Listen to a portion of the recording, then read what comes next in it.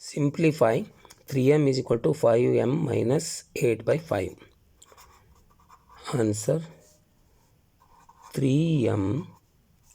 5m take left side becomes minus 5m is equal to minus 8 by 5 as it is. 3m minus 5m is minus 2m is equal to minus 8 by 5. Both side minus minus cancel.